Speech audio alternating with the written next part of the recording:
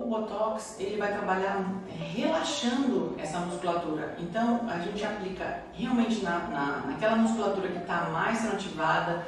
A gente chama até pontos de gatilho. O que são pontos de gatilho? São aquelas regiões onde o paciente toca e ele sente muita dor. Alguns pacientes a gente consegue definir exatamente onde são os maiores problemas, os maiores pontos de dor nesse paciente.